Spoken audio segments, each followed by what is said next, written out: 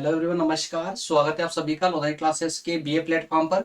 दोस्तों, सांख्यिकी अर्थशास्त्र बीए थर्ड ईयर के अंतर्गत हमारा सेशन चल रहा था निदर्शन पर, जिसमें दोस्तों एक सेशन हमारा निदर्शन पर हो चुका है, जिसमें हमने निदर्शन अर्थात न्यादर्श के अर्थ, परिभाषा और उद्देश्यों पर चर्चा कर चुके थे। ये दोस्तों उसी का सेकेंड भाग है।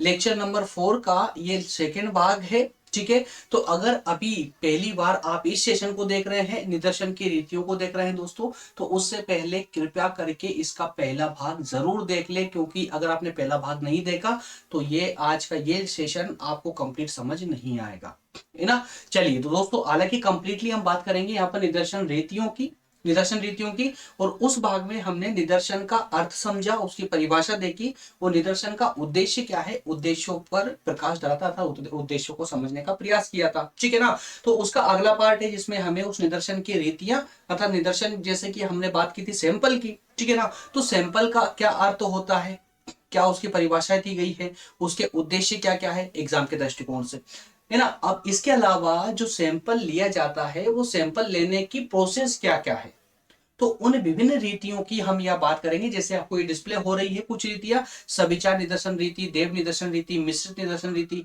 और कुछ अन्य निदर्शन रीतियां भी है, जिनकी चर्चा भी हम इसमें करने वाले, अर्थात कि 4 प्रकार की विशेष निदर्शन रीतियों की हम इसमें चर्चा करेंगे।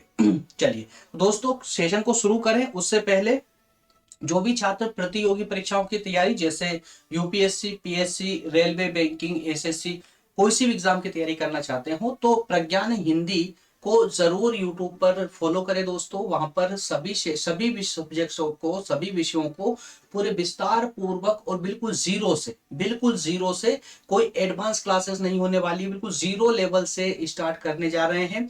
संविधान स्टार्ट कर चुके हैं, लगभग 9 लेक्चर अभी तक हो चुके हैं दोस्तों, कंटिन्यू क्लासेस चल रही है वहां पर। ठीक है, संविधान के कंप्लीट होते ही वहां पर इथिक्स और जो आपकी ल्यूसेंट बुक है, जो कि आपकी किसी भी प्रतियोगी परीक्षा के लिए ब्रह्मास्त्र उसको कहा जाता है, ल्यूसेंट जीके की किताब, उसको भी दोस्तों हम बहुत जल्दी स्टार्ट करने वाले हैं, बिल्कुल शुरू से स्टार्ट करेंगे उसको।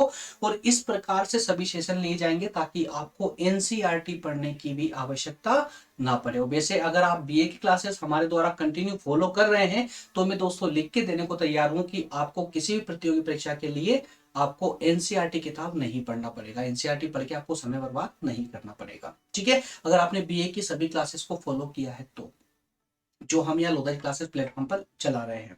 ठीक है ना। चलिए शुरुआत करते हैं दोस्तों। विद नोट से बिल्कुल निशुल्क रूप से दोस्तों, कोई चार्जेस वहां पर नहीं है। प्रज्ञान हिंदी पर भी, है ना, लोधा क्लासेस की तरह ही कोई चार्जेस वहां पर भी नहीं है। विद नोट्स आपको वहां पर सभी सेशन प्रोवाइड किए जाएंगे। चलिए दोस्तों, बात कर लेते हैं हम यहाँ पर फर्स्ट यूनिट कंटिन्यू कर रहे हैं, जिसमें सेकंड टॉपिक चल रहा दोस्तों हमारा समग्र एवं न्यादर्श वाला। ठीक है ना। इसके बाद हम आवृत्ति वितरण पर जाएंगे, फिर संचयी आवृत्ति क्या होती है इनको समझेंगे। ठीक है, टॉपिक टू टॉपिक क्लासेस हो रही है, कोई भी टॉपिक बीच में स्किप नहीं किया जाएगा। इंपॉर्टेंट प्रश्न जो पिछले भाग में थे वही प्रश्न है। एक बार होल्ड करके वीडियो को पढ़ जरूर ले। प्रश्न पढ़ने से क्या होता है ना, कि आपका एक पूरा एक दृष्टिकोण बन जाता है कि आपको सेशन में एक्चुअल में पढ़ना क्या है, सीखना क्या है, हम क्या सीखना चाहते हैं सेशन से, है ना। चलिए, तो दोस्तों फर्स्ट भाग में हम ये निदर्शन का अर्थ, निदर्शन की परिभाषा और निदर्शन के उद्देश्य, इन तीनों को हम कंप्लीट कर चुके थे फर्स्ट भाग में। लेक्चर नंबर 4 में डिस्क्रिप्शन में लिंक मिल जाएगी, आप बिल्कुल देख ले, या फिर आई बटन में भी आपको लास्ट में वीडियो जब खत्म होगा तो आई बटन में भी आपको उसको जो है लिंक मिल जाएगी, वहां से भी आप क्लिक करके डायरेक्ट उस सेशन को भी देख सकते हैं। ठीक है, आज के सेशन में हम बात करेंगे, अर्थात इस सेकंड भाग में बात करेंगे निदर्शन की विभिन्न रीतियों के बारे में, कि कौन कौन सी रीतियां हैं। क्लियर है ना। कोई डाउट नहीं होना चाहिए, कोई डाउट नहीं होना चाहिए दोस्तों। ये विशेष 4 प्रकार की के क्रम में थोड़ी सी गड़बड़ कर दी है ना। ये 4 प्रकार की रीतियां हैं जिन पर हम विशेष चर्चा करने जा रहे हैं, 4 प्रकार की रीतियां जिन पर हम चर्चा करेंगे। ठीक है, एक मिनट दोस्तों, थोड़ा सा चेक कर ले साउंड वगैरह इसका क्लियर आ रहा है।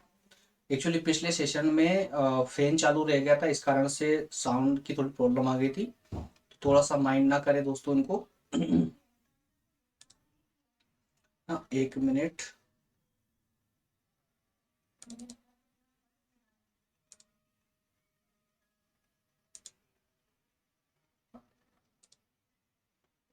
ओके। चलिए, सब कुछ क्लियर है। तो चार प्रकार की निदर्शन रीतियां हैं। निदर्शन मतलब कंफ्यूज नहीं होना दोस्तों, मैं फिर से बता देता हूं आपको। निदर्शन और न्यादर्श एक ही शब्द है। निदर्शन और न्यादर्श एक ही शब्द है, जिसे हम इंग्लिश में सैंपल लेना कहते हैं और हिंदी में नमूना।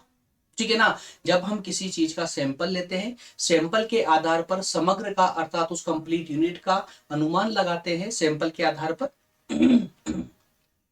ठीक है, उसी को हम यहाँ पर निदर्शन कह रहे हैं। ठीक है, तो निदर्शन के नाम से इसको प्रोनाउंसिएशन किया जा रहा है यहाँ पर। तो उस सैंपल लेने की जो रीतियां होती है, उन रीतियों की हम यहाँ बात करने वाले हैं। सैंपल किस किस प्रकार से लिया जाता है और लिया जाना चाहिए। तो ये चार प्रकार की रीतियां दोस्तों आपको देखने को मिल रही है। पहली है सविचार निदर्शन रीति। क्या है? सविचार निदर्शन रीति। दूसरी है देव निदर्शन रीति, मिश्रित निदर्शन रीति और अन्य निदर्शन रीतियां। तो चलिए इसके अंदर चल के एक एक को सेपरेटली समझने का प्रयास करते हैं। चलिए, सबसे पहले हम बात करेंगे सविचार निदर्शन रीति को, जिसको को हम बोलते हैं दोस्तों deliberate sampling methods. Deliberate sampling method, तो सैंपल लेने की जो डेलिब्रेट मेथड है। सविचार मतलब इसको एक पहले व्यवहारिक रूप से समझ लीजिए, फिर हम स्लाइड के अनुसार अर्थात अर्थशास्त्र की भाषा के अनुसार पढ़ेंगे। माफ करना, थोड़ी प्रॉब्लम है गले में।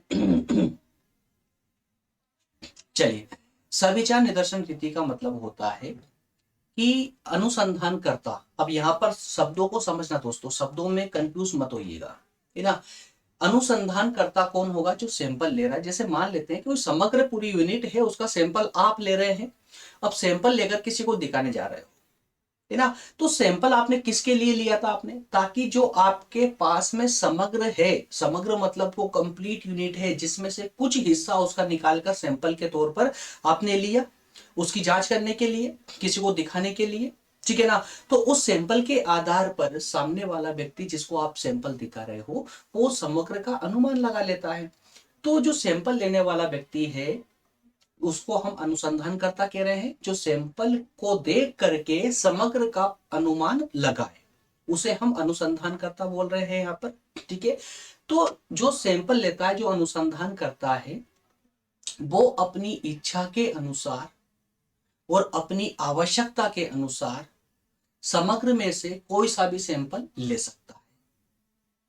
सिंपल सी प्रोसेस है, सिंपल सी रीति है ये। कौन सी? सविचार निदर्शन रीति। इसका मतलब यही होता है कि सैंपल लेने वाला व्यक्ति अपनी इच्छा और अपनी आवश्यकता के अनुसार कुछ भी, कोई सा भी सैंपल उसमें समग्र में से किसी को भी सैंपल के रूप में ले सकता है, अपनी इच्छा के अनुसार और अपनी आवश्यकता के अनुसार।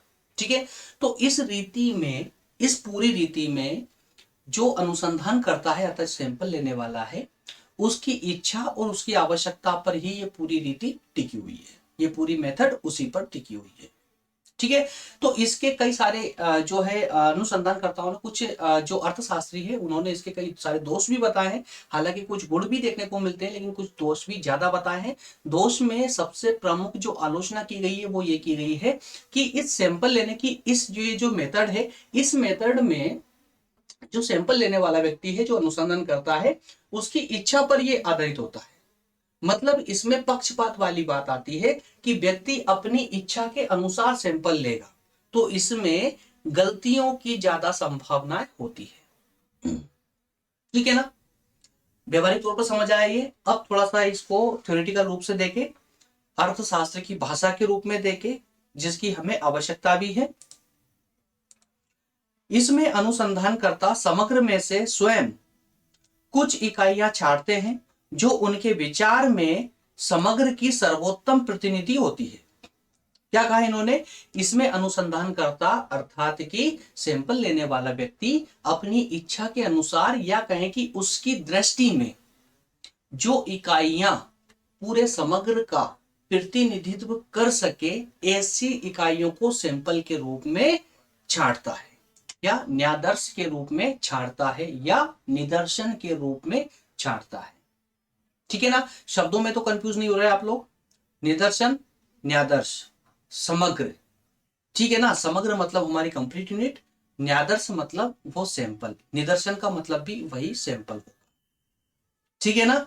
तो इस प्रणाली में अनुसंधानकर्ता की इच्छा और आवश्यकता को महत्व दिया जाता है, क्योंकि इसमें अनुसंधानकर्ता अपनी इच्छा से और अपनी आवश्यकता के आधार पर सैंपल लेता है। यहाँ पर इस प्रकार छाटे गए न्यादर्श मतलब उस सैंपल के अध्ययन के बाद पूरे समग्र के बारे में निष्कर्ष निकाला जाता है, जो कि प्रत्येक कंडीशन में यही किया जाता है। भाई जो आप न्यादर्श निकाल रहे हैं, जो सैंपल ले रहे हैं, वो किस लिए ले रहे हैं? ताकि आप समग्र का अनुमान लगा सके। ठीक है ना। तो ये है सविचार निदर्शन रीति। ठीक है, डेलिब्रेट सैंपलिंग मेथड। क्लियर है ये मेथड। नेक्स्ट है दोस्तों देव निदर्शन रीति। क्या है? रैंडम या फिर चांस मेथड। क्या बोलेंगे? Random method. रैंडम मेथड देखिए नाम से ही दिख रही ना क्लियर, देव निदर्शन रीति। देव निदर्शन रीति, देव मतलब कि भगवान की इच्छा पर आधारित। क्लियर है, भगवान की इच्छा पर आधारित देव निदर्शन रीति। मतलब इसमें क्या हुआ देखिए, इसको पहले व्यवहारिक तौर पर समझिए, उसके बाद में फिर वापस हम स्लाइड पर आ जाएंगे। जैसे कि सविचार निदर्शन रीति में क्या हो रहा था कि अनुसंधानकर्ता अपनी इच्छा से कोई सा भी सैंपल ले रहा था। ठीक है, तो इस रीति में क्या किया कि वहां पर पक्षपात हो रहा था। भाई वो व्यक्ति अपनी इच्छा के आधार पर ले रहा है, अपनी इच्छा के आधार पर ले रहा है। लेकिन देव निदर्शन रीति में उस इच्छा वाले शब्द को हटा दिया, इच्छा वाले पार्ट को हटा दिया। अब यहां पर कोई व्यक्ति, कोई भी अनुसंधानकर्ता अपनी इच्छा से सैंपल नहीं ले पाएगा। अब यहां पर क्या होगा? तो फिर तो यहां पर दोस्तों अब देव निदर्शन रीति में क्या होगा कि जितनी भी इकाइयां हैं उस पूरे समग्र की, उस पूरी इकाइयों के किसी भी इकाई के जो है अब सैंपल के रूप में सिलेक्ट होने के चांस बराबर बराबर है, सभी के बराबर बराबर होंगे।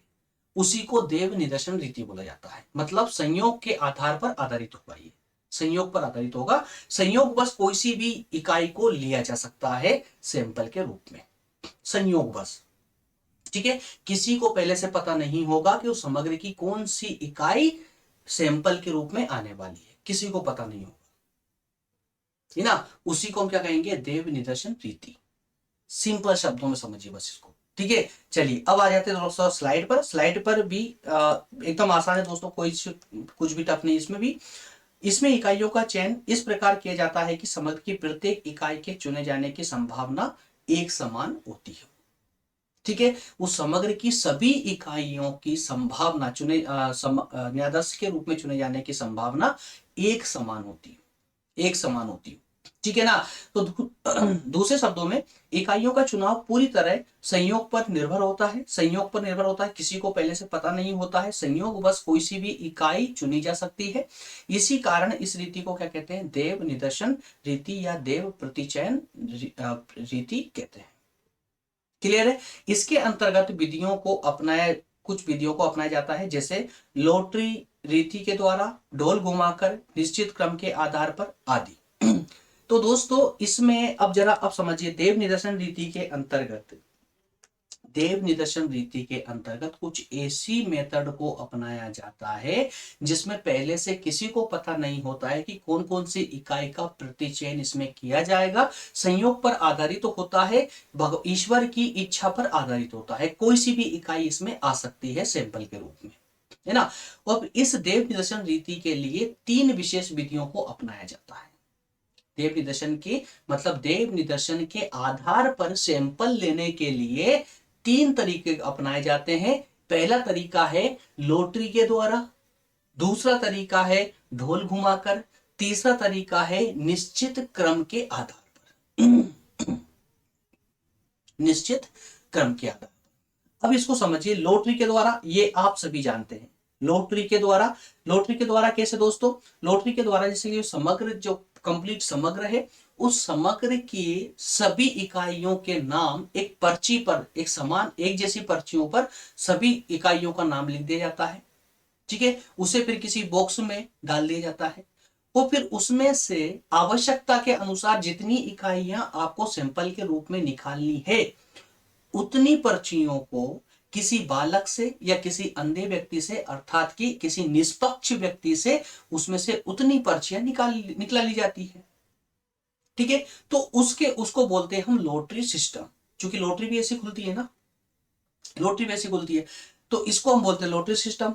ढोल घुमाकर भी लॉटरी सिस्टम जैसा ही फंडा है इसका भी। इसमें बस क्या होता है कि ढोल के आकार का एक बॉक्स होता है या ढोली होता है, ये मान लीजिए। उस ढोल में जो है कुछ लकड़ी के टुकड़े या लोहे के टुकड़े एक समान आकार के, एक जैसे, उन पर नंबर, क्रम से नंबर लिख दिया था, 1 2 3 4, इस प्रकार से जितना भी समग्र होगा सबके नंबर लिख दिए जाते हैं। उस ढोल में डाल दिया जाता है। उस ढोल को बिजली के माध्यम से या फिर हाथ से उसको घुमाया जाता है, ताकि वो जो लकड़ी के टुकड़े जिन पर क्रम से नंबर लिखे हुए हैं वो सब आपस में मिक्स हो जाए। मिक्स होने के बाद में जितने नंबरों की आवश्यकता है उतने नंबर जो है किसी भी बालक से या किसी अंधे व्यक्ति से वो निकला लिए जाते हैं। और निकला करने के बाद में जिन टुकड़ों पर जो नंबर आए उन नंबरों को वहां पर लिख लिया जाता है। उन नंबरों के माध्यम से ही, उन नंबरों के माध्यम जितने नंबर आते हैं उनको देखकर उन नंबरों के माध्यम से ही जो है समग्र में से सैंपल के रूप में इकाइयों को चुन लिया जाता है। ये होता है ढोल घुमाकर। और निश्चित क्रम के आधार पर, निश्चित क्रम में सारी इकाइयों को डाल दिया जाएगा, सारी इकाइयों को, ठीक है। फिर उन इकाइयों में से, उस इकाइयों में से क्रम के आधार पर, जैसे कि पांचवा अगर मान लेते हैं कि जैसे मान लीजिए कि एक पूरे समग्र को एक क्रम से पूरा बिछा दिया, पूरा लाइन से लगा दिया। लाइन के बाद में क्रम के आधार पर जैसे कि हर तीसरी यूनिट को चुनना है या हर पांचवी यूनिट को चुनना है, प्रत्येक पांचवी यूनिट को, जैसे कि फर्स्ट में से 5 भी चुन ली, उसके बाद में 10 भी चुनेंगे, फिर 15 भी चुनेंगे, फिर 20 भी, इस प्रकार से चुन लिया जाता है, ठीक है ना। तो ये 3 विशेष रीतियां होती है किसकी, देव निर्देशन रीति की। तीनों क्लियर है दोस्तों? कोई अभी तक कोई डाउट? सांख्यिकी देखिए नाम से टफ लगता है, मानते हैं कि प्रैक्टिकल सब्जेक्ट है, थोड़ा सा टफ पड़ता है। इसमें मैथमेटिक्स का ज्यादा प्रयोग किया गया, आगे चल करके आपको मैथ्स बहुत ज्यादा इसमें इंक्लूड देखने को मिलेगा। लेकिन दोस्तों सभी टर्मों को आप अच्छे से समझते चलिए, बिल्कुल भी समस्या नहीं आएगी इसके अंदर भी, बिल्कुल भी दोस्तों।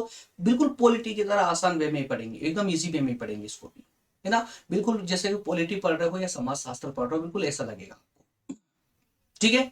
चलिए नेक्स्ट है मिश्रित निदर्शन रीति। अब यार दोस्तों मिश्रित, नाम से दिख रहा है ना मिश्रित, तो मिश्रित मतलब अभी तक हम कौन कौन सी रीति पढ़ चुके हैं? एक सविचार निदर्शन रीति पढ़ चुके हैं, जिसमें अनुसंधानकर्ता अपनी इच्छा के आधार पर इकाइयों को चुन लेता सैंपल के रूप में, है ना। और एक पढ़ चुके हम देव निदर्शन रीति। तो मिश्रित मतलब सविचार और निदर्शन, सविचार और देव निदर्शन दोनों का मिला जुला रूप, दोनों का मिला हुआ रूप, वही कहलाएगा मिश्रित निदर्शन रीति।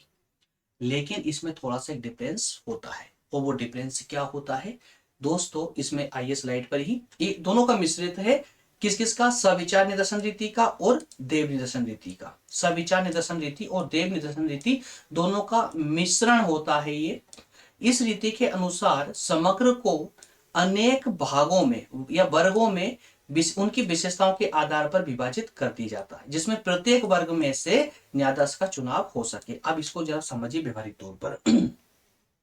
मिश्रित है, सविचार भी है और देव निदर्शन भी है। कैसे? कंप्लीट न्यायाधीश को, समग्र को, माफ करना, समग्र को अलग अलग वर्गों में बांट दिया जाता है विशेषताओं के आधार पर। जैसे मान लेते हैं, हम एग्जांपल लेते हैं कि एक गोडाउन में विभिन्न प्रकार का अनाज भरा हुआ है, ठीक है। तो अब सब पूरे गोडाउन का ही हमको सैंपल लेना है। तो अब मान लेते हैं कि कुछ बोरियां उसमें गेहूं की है, कुछ बोरियां उसमें चने की है, कुछ बोरियां मक्के की है, कुछ बोरियां ज्वार की है। तो अब ये अलग अलग प्रकार का अनाज हो चुका है, चूंकि हमको सैंपल सभी का लेना है।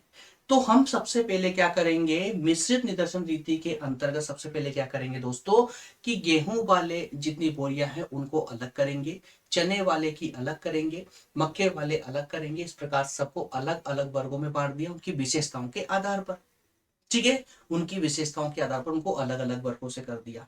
अब अलग अलग करने के बाद में देव निदर्शन रीति का प्रयोग करेंगे, और प्रयोग करके उसमें से जो है जितनी इकाइयों की हमें आवश्यकता है प्रत्येक में से, प्रत्येक वर्ग में से कुछ कुछ इकाइयां हम निकाल लेंगे वर्ग अनुसार, अनुपात के आधार पर। क्लियर है? वही होती है हमारी मिश्रित प्रणाली या मिश्रित मेथड, ठीक है, मिक्स सैंपल मेथड।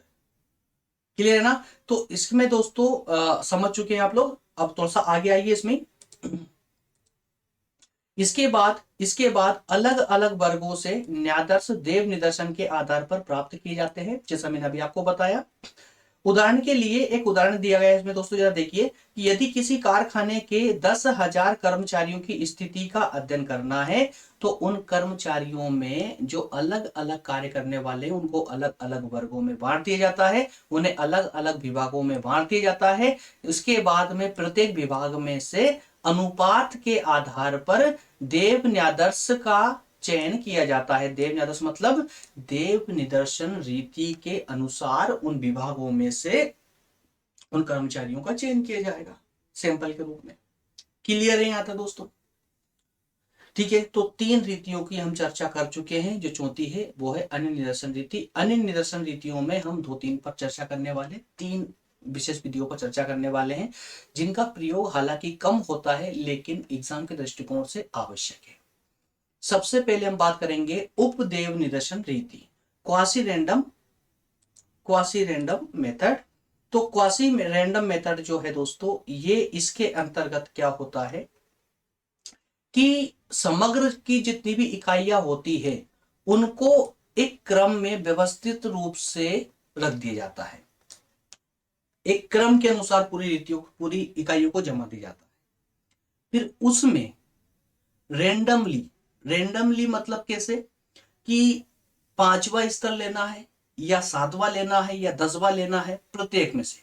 कैसे कि 1 2 3 इस प्रकार करके जितने भी समग्र है वहां तक की पूरी एक क्रम से सभी इकाइयों को रख दिया। उसके बाद अगर हमें 5वां हिस्सा लेना है तो पहला 5वां लेंगे, उसके बाद फिर 10वां लेंगे, फिर 15वां लेंगे, फिर 20वां लेंगे। इस क्रम में हम उसकी एक निश्चित संख्या को हम उस इकाई के रूप में चुन लेंगे, सैंपल के रूप में उस इकाई को चुन लेंगे। ठीक है ना? तो इस प्रकार से इस क्रम में आने वाले किसी भी मद के न्यादर्श में कुल मंदों की संख्या के अनुसार चुनाव कर लिया जाता है। मतलब जितनी आवश्यकता हमको होती है उतनी चुनाव कर ली जाती है। तो ये उपदेव निदर्शन रीति कहलाती है। ठीक है, उपदेव निदर्शन रीति कहलाती है। सेकंड है बहुस्तरीय देव निदर्शन रीति। बहुस्तरीय क्यों कहा गया है इसको? इसका कारण दोस्तों कि इस प्रणाली में क्या होता है कि देव निदर्शन रीति का ही प्रयोग किया गया है लेकिन थोड़ी सी अपडेट रूप से। मतलब यहां पर देव निदर्शन रीति भी है और विभाग वाली स्थिति भी है, मतलब स्तर वाली स्थिति है। यहां पर स्तर वाली कैसे स्तर वाली है कि इसका एक बहुत प्यारा एग्जांपल दोस्तों इसी में अच्छा दिया गया है। देखिए उदाहरण देखिए इसका बहुस्तरीय देव निदर्शन रीति का, कि जैसे कि अगर हमें भारत के प्रति व्यक्ति आय का पता करना है या फिर भारत के प्रति व्यक्ति उपभोग का पता करना है, मतलब प्रत्येक व्यक्ति की खपत क्या है, कितना उपभोग कर रहा है, उसका हमें पता करना है। तो सबसे पहले क्या करेंगे, हम एक राज्य को चुनेंगे। ठीक है, जैसे हमने देखा कि भाई हमें मध्य प्रदेश के प्रति व्यक्ति उपभोग का पता करना है। तो पहले हमने एक ये डिसाइड कर लिया किस राज्य का करना है, मध्य प्रदेश का करना है। तो मध्य प्रदेश के कुछ जिलों को हम चिन्हित करेंगे, कुछ जिलों को, सभी जिलों को नहीं बल्कि कुछ जिलों को। फिर उन कुछ जिलों में से ये स्तर बन रहा है, देखिए राज्य फिर जिले। उन कुछ जिलों में से फिर दोस्तों हम उन जिलों में से कुछ शहरों को छाटेंगे। उन शहरों के बाद में कुछ मोहल्लों को, और उन मोहल्लों में से भी कुछ परिवार को, और उन परिवारों में से भी कुछ व्यक्तियों को। तो ये क्या एक स्तर बन रहा था, ऊपर से नीचे की ओर एक स्तर बनता जाता। तो ये स्तर के आधार पर रेंडमली हो रहा है लेकिन इसमें स्तर इंक्लूड हो गए, स्टेज इंक्लूड हो गई। इसी कारण से इसको बोला है बहुस्तरीय। अगर हम इसको देव स्तरीय बोल दें तो भी गलत नहीं होगा ये। तो बहुस्तरीय मतलब बहुत सारे स्तरों का मल्टी स्टेज की बात यहां हो रही है। मल्टी स्टेज वाली रैंडम मेथड का हम यहां प्रयोग कर रहे हैं। क्लियर है? और तीसरा है दोस्तों, तीसरा है यहां पर अभ्यंश निदर्शन। तो अभ्यंश निदर्शन एकदम सिंपल सा है। इसमें समग्र को कई भागों में बांट दिया जाता है और फिर उन भागों में से अपनी इच्छा के अनुसार या उन भागों में से कुछ इकाइयों को चुन लिया जाता है, वही आपके सैंपल के रूप में प्रयोग होती है। ठीक है, अलग अलग भागों में बांट दिया जाएगा, पूरे समग्र को अलग अलग भागों में तोड़ दिया। तोड़ने के बाद में उसमें से अपनी इच्छा के अनुसार और आवश्यकता के अनुसार उसमें से इकाइयां चुन ली। ये हो जाएगा आपका अभ्यंश निदर्शन, या इसको बोलते हैं कोटा सैंपलिंग। क्लियर है। तो दोस्तों इस प्रकार से हमने ये पूरे 4 जो हमने मेथड देखी थी निदर्शन की, सैंपल लेने की, सभी नीतियों को हम कंप्लीटली कर चुके हैं। उम्मीद करता हूं सेशन आपको अच्छा लगा होगा, हेल्पफुल होगा आपके लिए, और आपको कंप्लीटली ये समझ आया होगा दोस्तों, क्योंकि सांख्यिकी के अंतर्गत इससे आसान भाषा में तो फिर अब और कुछ, क्योंकि अगर देखिए व्यवहारिक तौर पर हम यह समझ भी रहे हैं, और जो स्लाइड आपको जो मैं पीपीटी के माध्यम से डिस्क्रिप्शन में आपको लिंक में देता हूं नोट्स की, उस इस जो आपको मैं यहाँ पढ़ाता हूँ उसी को आपको पीडीएफ बना करके आपको प्रोवाइड करते हैं। तो इसमें लैंग्वेज आपने स्वयं देखी है, लैंग्वेज आपके एग्जाम में आपके मार्क्स गिरने नहीं देगी। आसान लैंग्वेज भी है, थोड़ी सी आसान कर दी गई है, लेकिन सभी टर्म वही है जो अर्थशास्त्र में होना चाहिए। टर्मों को हमने नहीं बदला है, थोड़ी सी लैंग्वेज को चेंज कर दिया है जिससे कि आपको समझने में आसानी हो सके।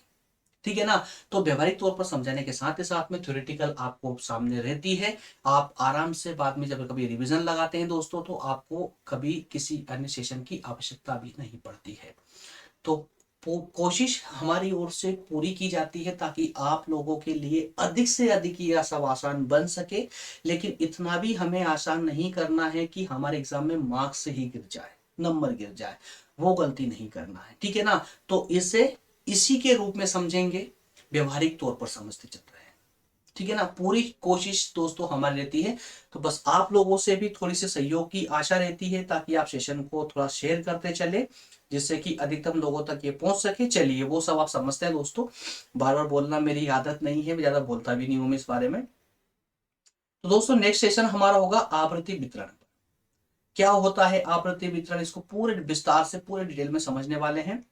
आप लोगों से एक विनती मेरी जरूर है कि अगर आप कंटिन्यू सेशन कर रहे हैं हमारे, अगर आपको हमारे सेशन अच्छे लग रहे हैं, तो टेलीग्राम जरूर ज्वाइन कर लें यार, टेलीग्राम जरूर ज्वाइन कर लें। क्योंकि ये मान लीजिए कि टेलीग्राम आपके लिए क्या होता है कि सभी सेशन, जितने भी सेशन हमारे आते हैं, सभी की लिंक आपको यही मिल जाती है, टेलीग्राम पर ही मिल जाती है ना। जिससे आपको पता चल जाता है कि यार ये आज कौन सा सेशन आज अपलोड हुआ है। ठीक है। और सभी के जितने नोट्स है या आवश्यक कोई सूचना होती है वो सब आपको टेलीग्राम पर ही प्रोवाइड की जाती है। तो टेलीग्राम को जरूर ज्वाइन कर लें। ठीक है। टेलीग्राम, और टेलीग्राम पर है लोधा जी क्लासेस नाम से ग्रुप है, आप सभी जानते हैं। ये लोगो आपको टेलीग्राम पर देखने को मिल जाएगा, इस लोगो वाले ग्रुप को ही ज्वाइन करना है। ठीक है दोस्तों, मिलेंगे नेक्स्ट सेशन में। व्हाट्सअप नंबर आपको ऊपर दिए गए हैं, आप चाहे तो यहाँ से अपनी समस्याओं का समाधान आप इन व्हाट्सएप नंबर पर भी पूछ सकते हैं। यहाँ पर भी आपको पूरा प्रयास किया जाता है ताकि आपको जो है आपके कोई डाउट हो छोटे मोटे तो आपको यहाँ पर क्लियर किए जा सके। ठीक है ना। मिलेंगे नेक्स्ट सेशन में दोस्तों, तब तक आप सभी का बहुत बहुत धन्यवाद। Thank you.